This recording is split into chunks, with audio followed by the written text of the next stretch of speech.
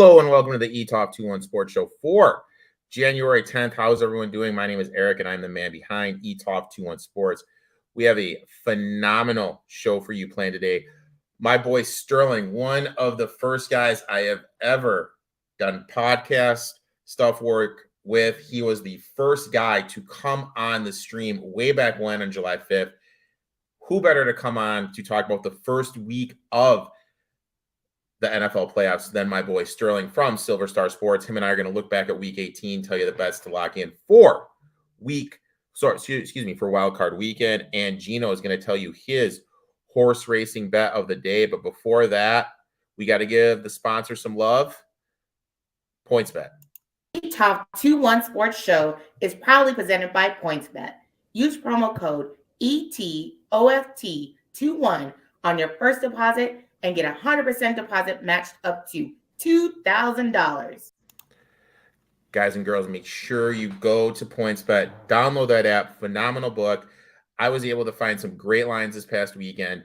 Make sure to check them out. Now, let's shift our attention to horse racing. Let's see what Gino has a cooking for us tomorrow at Gulfstream Park.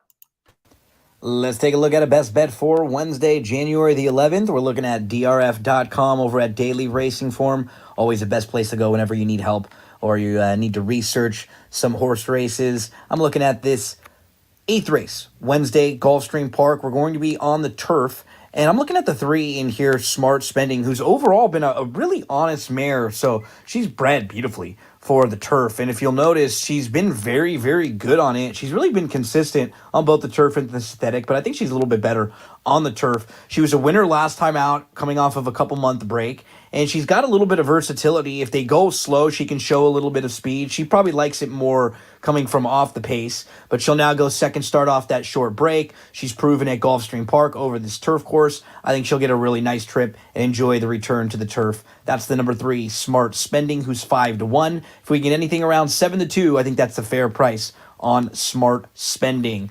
Remember to tune in every week for great information now into the NFL playoffs. And I'll always have a best bet for you right here on Eric's show. Good luck. Guys, make sure to check it out. I am live every single week on Gino's podcast telling you what bets to lock in, have it be NBA or NFL. And him and I are live every single day. There's an NFL game for BTV breaking down what bets to lock in. Now, without further ado, let's welcome the man, the myth, the legend, my boy Sterling to the show. Sterling, how you doing today, man? I'm doing awesome, Thanks for having me on. Always a joy. What's new, dude? It's been a while, man. Happy New Year. Happy New Year. You doing good? I see you repping the Magic, dude. You know, is this a little beef because your boy Wagner did one of the most dirtiest plays I've ever seen in my life in an NBA court to my boy, Killian Haynes? Are we having a little beef on the New Year? What's going on, my man? I think we might. The Magic are up and coming. Pistons trending down without Cade, you know. I think the Magic are coming. Dude, they're up next. They're tanking to get the kid from France, dude. Yeah. Everyone knows it. Yeah, they're tanking to get the kid from France. Everybody knows that. Bobby's chiming in. He's saying, "What's up, Sterling?" Bobby. It's good. So we're here to talk NFL. For those turning in for the first time, basically this is how the show works. We do 3 takeaways from the previous week. Then we look at 3 bets. Obviously, some of our bets may overlap. Sterling and I have not talked before, so some of our bets may overlap because the number of games are decreased a little bit. But very interesting week 18. I'm interested to hear what your takeaways are. What is your first takeaway? So my first takeaway in general, I just have a lot more confidence in all the AFC contenders than the NFC contenders. Let's look at the NFC contenders right now. So the Eagles, they're 2-2 in their last 4. They couldn't cover against the Davis Webb-led Giants, and Hurts is returning from injury. He looked okay in his first game back. I think form's a really thing in the NFL, so Eagles could be caught slipping. And then if we look at the 49ers, love the Brock Purdy story, but I don't know if he's going to be able to win you 4 straight games in a row. That's too large of an ask from a year 1 quarterback. I'm just not sure on them. And then I feel like the rest of the conference is kind of pretenders. So I'm not entirely sure about the NFC as a whole. I feel a lot more confident in the AFC contenders. The Chiefs, Bengals, and Bills all look legitimate. And it's going to be a good year.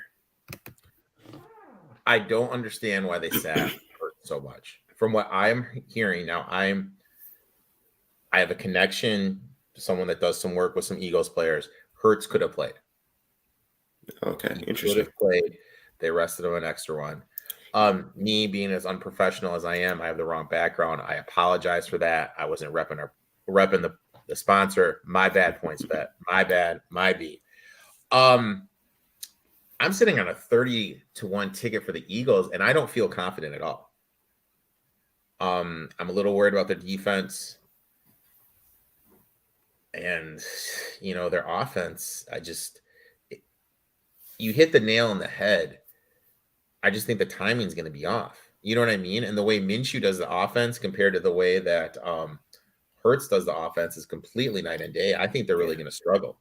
I'm a little bit worried about my Eagles' future. I'm not going to lie. Gotcha. What about the 49ers? How are you feeling about them? They're going to lean on McCaffrey. They're going to lean on Mitchell. They're going to lean on Kittle underneath, lean on Debo. You know what I mean? Nothing's going to be thrown down. It's going to be 15 yards in. They're not going to stretch the field. It's going to take someone with a solid offensive line to give their quarterback time to take advantage of their secondary. You see, the thing that worries me about the 49ers is when they get in that 3rd and 15 and there's more traditional drop back situations, how's Brock Purdy going to be able to handle that on a big 3rd down? So it'll be interesting to see. He wasn't that good at Iowa State. Brittany says, "What's up? What up, Britt?" Hey, Brittany. I don't know, man. Like, I've lost some money betting on the 49ers, and it sucks. And I have one guy, and I love the guy to death. He always slides in my DMs and gives me shit about it. Bobby chiming in, Wagner is dirty. Yes, Wagner is dirty, my man. I don't know, dude. Like, to me, I think it's the 49ers, Eagles, or Giants that come out. Really? I think it's one of those. Okay. I think the 49ers and the Eagles are the only 2 real teams in the NFC for my opinion. And even then, I don't feel super confident about them. So, just because Jones is athletic enough to escape the pass rush, that's the only reason I can see the Giants. My first takeaway, and I know people are blaming Lovie Smith for winning that game, but this is my thing. How can you blame Lovie Smith and blame Davis Mills? You have a coach that wants to keep coaching, have it be on the collegiate level or the NFL level. You're just going to tell him to lose a game? Davis Mills wants to be a starter in this league, and I hate to break it to people. He's better than Mac Jones. He's better than Zach Wilson. He could legitimately be a starter in this league in the right system. He's not going to tank. He's playing for his future. The issue with the Texans is the leadership. The Bears leadership told Eberflus not to play Fields. He didn't play Fields. They lost the game. Where's the leadership from the Texans to be like, hey, you know what? You're not playing Brandon Cooks. You're not playing X, Y, and Z on defense. You're not playing Davis Mills. You know what I mean? He does that. And if Lovey has a problem, you fire him before the game. I blame Texas leadership for losing that first round pick. And we've seen, like, you're telling me the Jets had a chance to draft what's his face? Lawrence, the kid from the Jaguars, but they won that pointless game and they're stuck with Zach Wilson. You're telling me that they would, you know what I mean? They wouldn't go back in time to switch that? Yeah, Lovey's getting a lot of crap, but I mean, he had a meeting midway through the week. They went over the game plan. Texans got to have the foresight. They're costing themselves an arm and a leg, and they're competing against nobody. Now they're competing against everybody to trade up for that number 1 pick, or hoping no one jumps them and takes the number 1 pick from the Bears. Texans are trash. Yes, they are. And you know what? I love Lovie Smith too. Have I ever told you my Lovie Smith story? No. So I live in the burbs of Chicago, and I was at a grocery store, and late at night, and it was one of those things like I wasn't feeling well, and I think I was just going to get like NyQuil, DayQuil, whatever, like some medicine stuff. Okay. And I had that and like Sprite, and I was behind this dude who had like a cart full, and it was late night, only aisle open, and I'm just like, oh my God. The dude looks around. It was effing Lovie Smith, and he let me go in front of him with my 2 items. So I'm a Lovie Smith fan just because of that, dude. Yeah, I'm a Lovie Smith truther for life. One last thing before we move on from the Texans. It's just, I feel like these past 2 years, they haven't really been taken seriously as a franchise, and they're in a prime position to be taken seriously again. Getting Bryce Young as your QB, having the revenue from a franchise quarterback, the ticket sales, the jersey sales, just being a serious franchise again with that face of the franchise, and they blew it. Like, it's just frustrating from an organizational standpoint. So, for those who don't know, Sterling and I always do an NFL draft preview. And I think we're going to disagree at who the top quarterback in the class is. I think you and I are going to disagree. This is news to me. I think we're going to disagree about who the top dog in the thing is. I think we're going to disagree. But you know what? That's going to be another time. You guys are going to have to tune in for that later. For those who don't know, Sterling and I said Tua sucked way back when everyone said he was going to be the number 1 draft pick. You and I were on that from day one. We hated Tua. We said Tua was going to struggle in the league. Yeah, they have. Texans have always sucked. Not going to argue there. Sterling. Takeaway number 2, my friend. Second takeaway, kind of leading in from your last takeaway, the number 1 pick discussion is going to be fascinating for the next few months. Sure, the Bears could just take Jalen Carter or Will Anderson, but to me, the Bears had a successful season despite picking up the number 1 pick, and their roster is still clearly devoid of talent. And there's going to be so many QB needy teams next year. You got the Colts, you got the Panthers, you got the Raiders, Saints, Commanders, Jets, Dolphins, possibly. It's going to be so interesting seeing how many teams want to trade up and just what that discussion looks like come draft time. And I know you and me as 2 draft junkies, we're going to be all over that. So it's going to be an interesting conversation. We're going to see what happens because like Pools, who's the Bears GM, we're going to see how good he is because if he's smart, he leverages everybody. You know what I mean? He leverages everybody and tries to he could potentially get 3 first-round picks for this pick, dude. I mean, which is just mind-boggling to get. Yes, that is going to be who's number 1 on my quarterback board. Just letting you know, dude. I don't know. I got to watch some more tape, but I don't see it. You know what? I hate JJ Watt too. You know what? Brittany hates JJ Watt. A lot of JJ Watt hate today. You know what? And I'm all for it. I hate JJ Watt. What's the JJ Watt hate for? I grew up in Mount Pleasant, Michigan, home of the CMU Chippewas, and he abandoned us. He just flat out abandoned us. Plus, I don't like the look at me attitude. I just don't like the look at me stuff. My second takeaway is Deontay Johnson is going to be a league winner in fantasy football next year.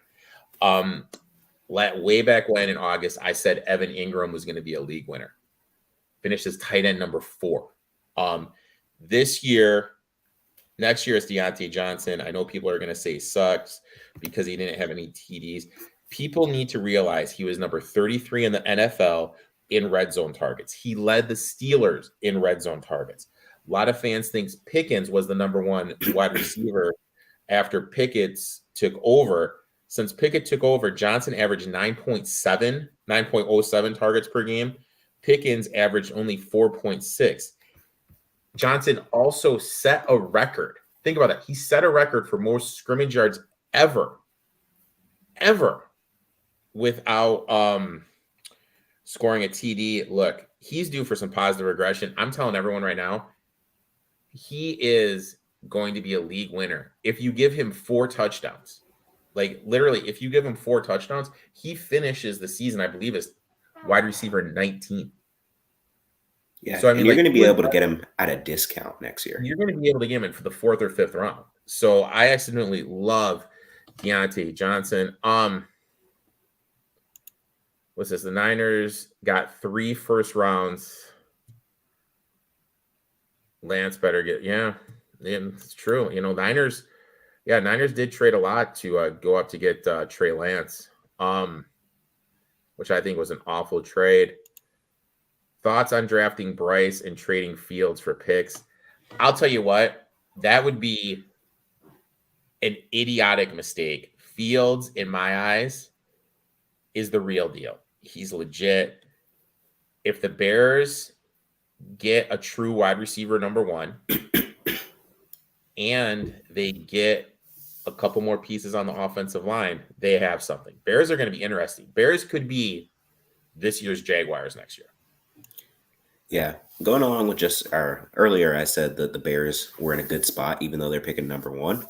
I think the main important thing for the Bears this year was making sure Justin Fields is the guy. And at least as far as I could tell, Justin Fields looked like the guy this year. I'd feel super confident with him back there next year. I don't think you need to trade him and scrap the momentum you have going into next year and get Bryce Young. Yeah, Fields is the guy. And like for me, the main thing is wide receivers looking at year 1 versus year 2. Do they make that jump? Okay. Fields made the jump. Davis Mills, better than year 2. Trevor Lawrence, better than year 1. Zach Wilson, not as much. Mac Jones, not as much. So I'm telling you guys, like, trading Fields, I feel, is going to be a mistake. If you can trade this pick and get 3 first rounders, I heard this crazy rumor that they would be able to get, because the big rumor is Brady's going to Las Vegas. And that the Bucks are a long shot to get the pick. I heard they're willing to trade 3 first round picks, a 3rd round, and my boy Vea. Wow. I mean, dude. That'd be something. That'd be a haul. That would be an absolute haul. Dude, there's just so much JJ Watt hate in the chat, and I freaking love it, dude. I love the JJ Watt utter hate going on in the chat. Sterling, 3rd takeaway. My 3rd takeaway is the Cardinals can finally move forward. Gone are the days of Cliff Kingsbury. I don't know why he got the job in the first place. Probably because he knew the Rams head coach McVay, but he was trying to run that Big 12 air raid offense in the NFL. It just wasn't working. And I feel like for years they were too focused on finesse and speed. And the guy who was responsible for building that team, Steve Keim, he's finally out the door. So I think the Cardinals can finally move forward, get a better head coach, get a better general manager, start building that team from the inside out like they've needed to build for years, and become a real team again. Maybe get Shane Steichen, Ken Dorsey. Look at those people to potentially recruit. But yeah, I'm excited for the Cardinals. My thing with the Cardinals is this. How many wide receivers can you have? Am I wrong? You know what I mean? Yeah. AJ Green, Hollywood Brown, Andy Isabella. Andy Isabella. And like you traded a draft pick for Robbie Anderson. I haven't seen Robbie Anderson since that trade, dude. Yeah, and not to mention drafting a tight end when you have Zach Ertz, which makes 0 sense. It's like I just don't understand what they are doing. It makes 0 sense. Did you hear that crazy story though? How the offensive line coach got dismissed for groping a female at a Mexican bar before the Monday night game against the 49ers. I didn't hear that. Wow. Well, so he got dismissed, but but guess who he looks like? No clue. The GM, what's his name? Krim? Keim, yeah. Yeah, he looks like Keim. And then then the offensive line coach who got fired says it wasn't me, it was Keim. And then Keim takes a leave from the team. Wow. Okay. I mean, That's just fishy. dude, just That's fishy. you know what I yeah. mean? And now he's gone for mental health reasons. I don't know, dude. I don't know. Stuff just seems a little bit too weird to me. My third takeaway is this: death, taxes, and the Detroit Lions getting screwed. This is all what happened in the Seahawks game. Okay. Now, for those who don't know, the Seahawks needed to lose to the Rams and the Lions needed to beat the Packers to get in. Okay. There was a roughing the punter in the fourth quarter that wasn't a roughing the punter that extended the Seahawks drive. Jalen Ramsey got blocked out of bounds, was literally just standing there. And Geno Smith ran into him, and they called Jalen Ramsey for, unsportsmanlike contact, 15-yard penalty. Metcalf, after that, came up, and he put his finger in Ramsey's mask. That should have been a 15-yard penalty, totally neglected, with back judge number 27 running and looking right at it. Refused to call the flag for whatever reason. Then there was an intentional grounding a couple plays after that of Geno Smith, not called. Then after former Lion Diggs made the INT, where was the taunting penalty? Where was the taunting penalty? Anything. You know what I mean? There was so many tries. The league tried to give it to anyone but the Lions, and I flipping hate that, dude. I've been a Lions fan so long, and we get so screwed, and I hate it. I hate it, man. I hate it. Well, at least the Lions are kind of like America's team. Like everyone loves the Lions right now. It feels like with Dan Campbell. I love the and Jamal Lions, but I'm Williams. telling everyone right now, if they lose their offensive coordinator, they're done. He was They're absolutely done. magnificent. Tua. I just want to let C-Spear22 know Tua sucks. But Lions have an interesting thing because if they cut Goff, they save $20.5 million.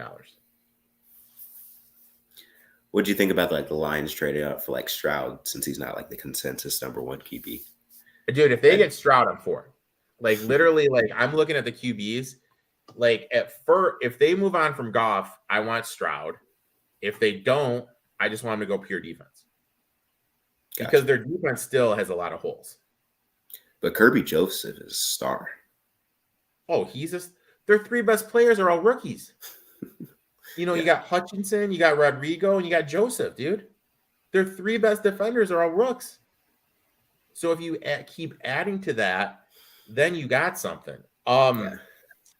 Before we move on, though, I do have beef with the Lions because I lost my fantasy football championship by 0.95 points because Jared Goff couldn't get a few more passing yards. So I just want to let you know, I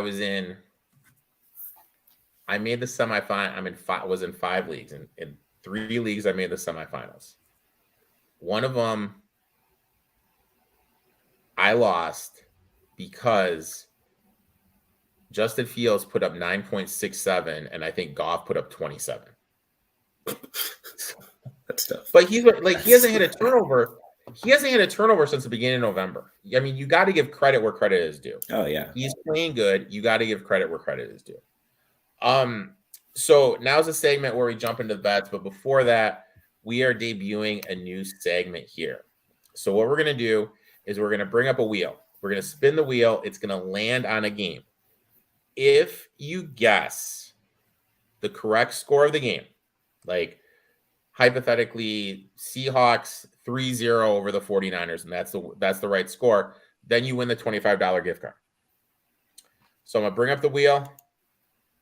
This is the wheel. All right, man, you ready? Now, to do this, you have to leave a comment in the live chat or on the comment section. Now, whoever is the person with that correct score first, he or she wins the contest. Okay? So, again, whoever has the correct score first wins the contest. So, obviously, if someone leaves the correct score in the live chat first, they will win the contest because they watched it live versus someone who watched it on tape. If someone watched it on tape, you have to put it on the comment section. So let's spin the wheel.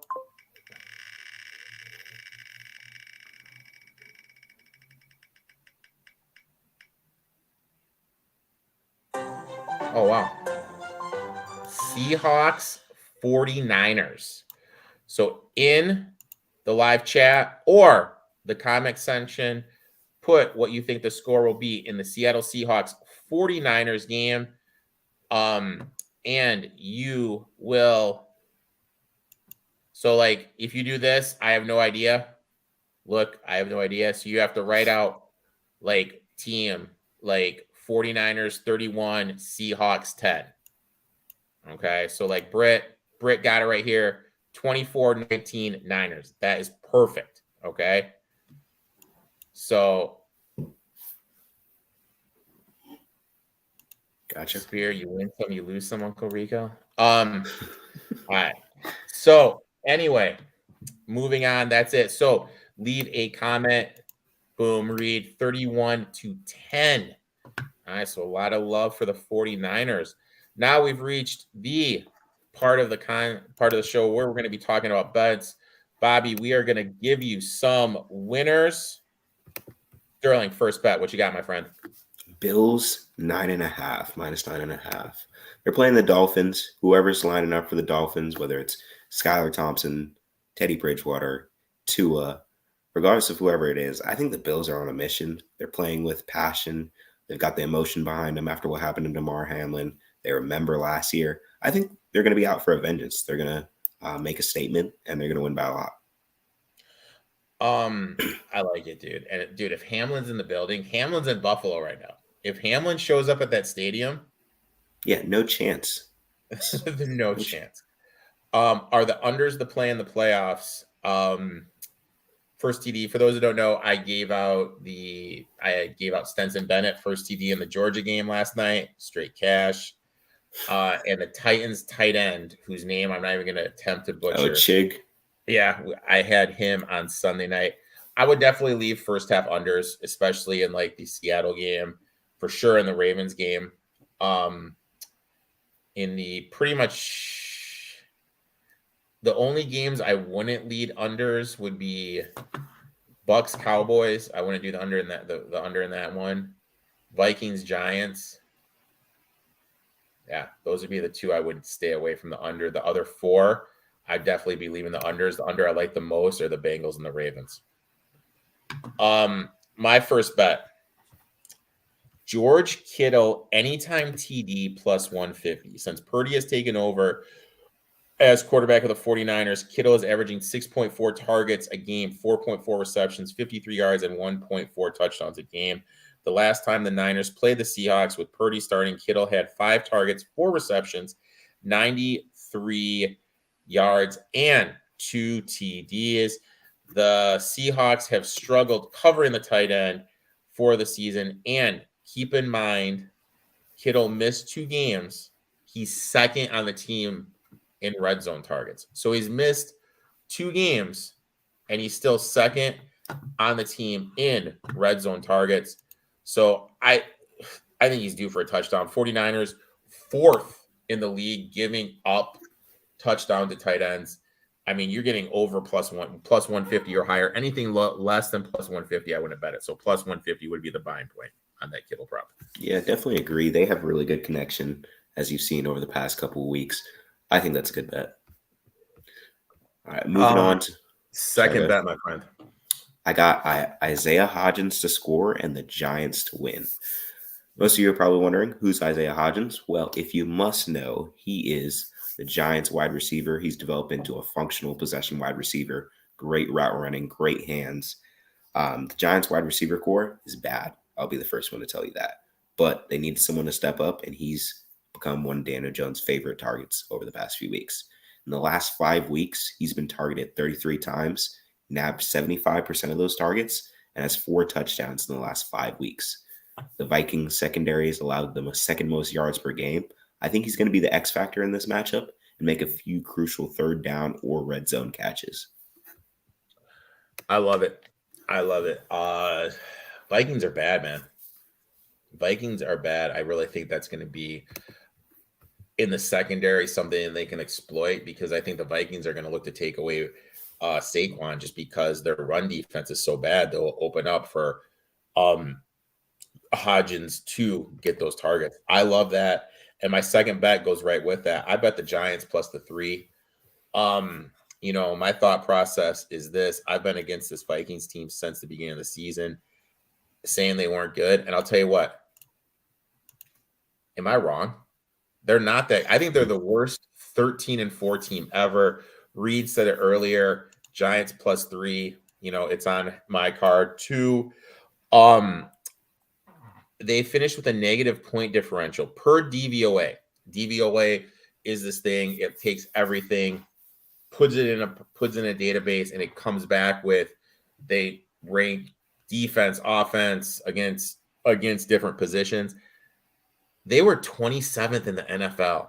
The Broncos and the Raiders, who are complete shit shows this year, had higher DVOA than the Vikings. Jones covers on the road, 17-7, that's 71% ATS as a road dog. 16-5, that's 76% ATS. Flip side, Cousins as a favorite, 47% ATS. Standalone game. That means he's the only game in town. Only game going on. 40% ATS against the number. Last month of the season, the Vikings are 30th DVOA, and they are 28th defending the run. During that same time period, the Giants have the top rushing attack in the league. Giants are going to eat, man. They're going to be able to run the ball. That's going to open up the passing lanes to Hodgins. And one more thing. The Giants basically treated last week as a bye week. No one played, dude. Right? No one played.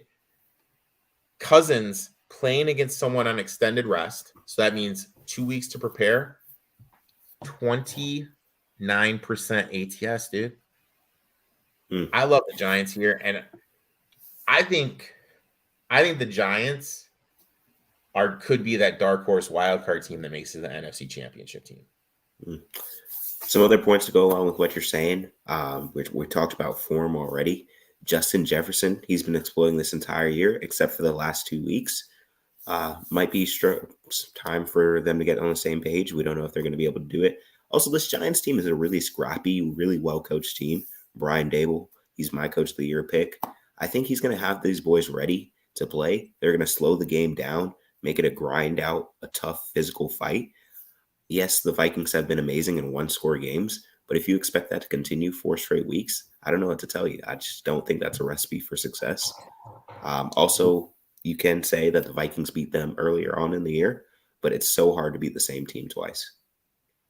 You know what? I'm gonna give out an extra bet that ties into this. If you think the Giants are going to beat the Vikings, you have to put a quarter of a unit on the Giants, 25-1, to win the NFC. You have to do it. Just because I think they beat the Eagles next week. I really do. I really think they're live against the Eagles next week. Sterling, third bet, my friend. All right. Fifth and final bet. Bucks plus 2,800 to win the Super Bowl. So the reason I like this, the value is just simply there.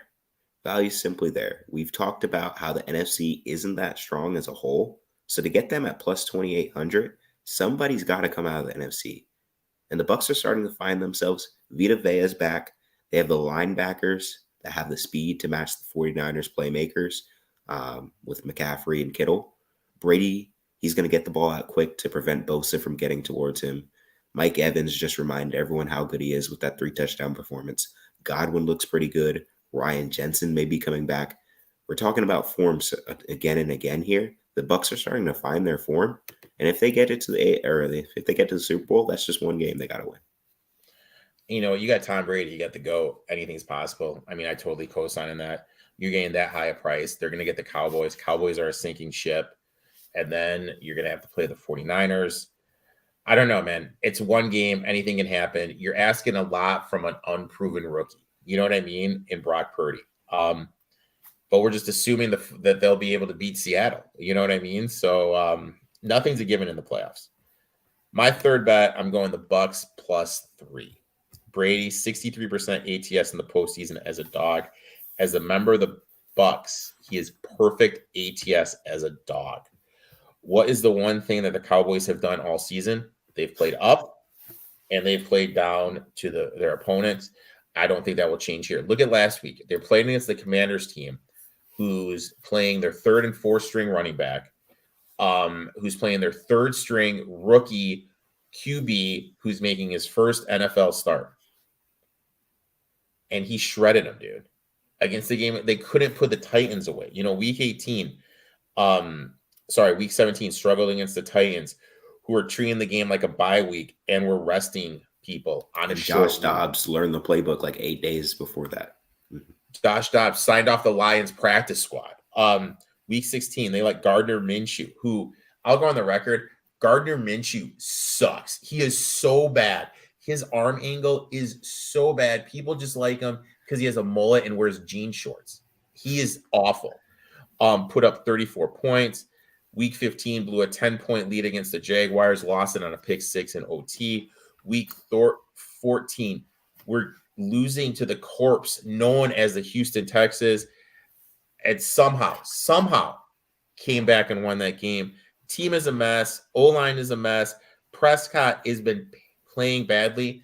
And why is no one talking about Dak Prescott led the league in interceptions? How many games did he miss? Yeah, dude, that's true. He did miss games too. I totally forgot about that. I do not think the Jags are gonna go to +3. My thing is this line open? It was the Chargers -1, and then it got up to -2. Now it's just kind of going back. I'm looking at it right now on BetStamp. For those who bet, if you don't use BetStamp, look, I'm not getting paid any money from them, but I can tell you as a gambler, you have to use BetStamp. What you can do is you can just download your books into this app and it'll show you. Like right now I'm looking bookmaker. Sorry, I'm looking at it right now. Caesars has the Chargers at -1, and BetOnline has them at +2. FanDuel has them at +2.5. So maybe there'll be some late steam. I didn't give this. I was going to give this one out on my podcast. I'll give it out now because Spirit22 asked. I played the Chargers at the money line. Right now, the best price for that is -116, and that's at Bet Rivers. What do you think about that game? That game's the most interesting one to me because I really could see that game going either way. The Jags are hot right now. The Chargers are notorious for not living up to the potential that they have. But I trust in Justin Herbert. So I really don't know which way I'm going to go on that game, honestly. Slater's coming. They activated Slater from the DL, which is going to be huge moving forward. Bosa's coming back, and the Jaguars, they just have some issues on the offensive line, man. You got Bosa, you got Mack going after Lawrence. Jaguars defense against the pass game is bad. It looks like Williams' injury isn't as bad as everyone thought. It looks like he could actually go. So I think the Chargers are going to move it. BTW talking about Slater. The fact that Kurt Anderson is at Northwestern and he's about ready to have his second top 10 pick in the NFL draft, and this guy's not at a major school, is absolutely amazing to me. That's impressive. Somebody please hire Kurt Anderson. He also developed Frank the Tank from at Arkansas. Mm-hmm. So can someone please hire Kurt Anderson, please? Because this guy is one of the best offensive line coaches. You and your own line play. Always know it. Dude, I'm telling you, man. Me and my own line play. Do not rep the old line play. You know what? This is the wild card playoff edition. Let's just go through the games real quick. Bills and Dolphins. Hamlin's in the building. Hamlin's in the building. I'm betting the Bills first half. That'll be the only thing I'll do there. You said you like the Bills. The only thing I'm doing in the 49ers Seahawks is I'm just going to take Kittle anytime tutty. You have anything in that game? Nah, nothing in that game, actually. Vikings Giants, we already went over. So are you going to bet the Bucks then against the Cowboys? Yep. Chargers Jays, we just went over. Baltimore Cincinnati is interesting to me. Now, this is why it's interesting to me. 2 offensive linemen are hurt from the Bengals. No one's talking about that. Ravens defensive line is getting healthy, coming back. had a very interesting phone conversation with someone who is one of my sources. I have all these little birdies from, you know what, Sterling knows how I get my birdies. You know what, I'm not, you guys don't, just know I have birdies in a lot of organizations in the league. And based on what he told me, I locked in the Ravens at plus 7.5. Just because that number right now is if Huntley is going to play. Hypothetically, let's say a certain quarterback was going to come back and practice. What's that number going to do? It's going to change dramatically. Exactly. So I'm in a good position. And then if the third string plays, I'll just buy out. Mm-hmm. But based on what I may have been told, it's possible Lamar can play. If not Lamar, it's going to be Huntley. And if I get over a touchdown with Huntley, I'm fine with it. Yeah. Also, that game, I really like the Bengals as a team, but I just feel like division games in the playoffs, also coming off it having just played them a week before, that's going to be hard to win by over a touchdown for the Bengals. So this is going to be a defensive game, and the Bengals are missing 2 offensive linemen, man. Don't get me. I have futures on the Bengals. I hopped on the Bengals train. I got them like at 11-1 to come out of the AFC, and I think I'm 40-1 to win the Super Bowl. Yeah, don't get me wrong. I still like the Bengals a lot, but yeah, like we said, this game's going to be close. This game's going to be a lot closer than people realize. Sterling, dude, it is always a pleasure talking shop with you. Make sure to set those reminders, boys and girls, because Sterling and I are going to be doing a probably, I'll say it, probably the best NFL draft preview there is.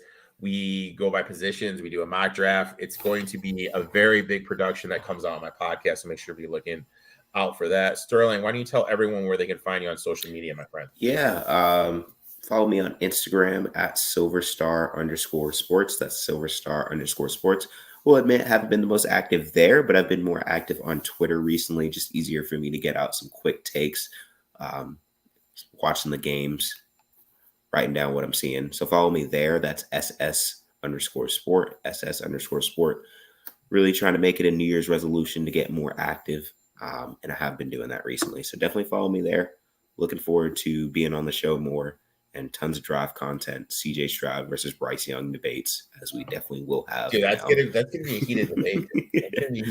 I'm looking forward to it. Also, Will Levis, that conversation, Anthony Richardson, those will be interesting. So, yeah. I'll tell you right now, Will Levis sucks. I'll say it. I'm not a Will Levis guy. I'm not an Anthony Richardson guy. There's just one quarterback I want in this class, and it pains me to say it because I hate Ohio State. I want CJ Stroud.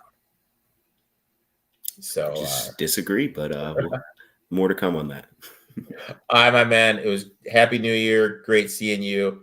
Make sure to give my boy Sterling a follow on social media. Until next week, boys and girls.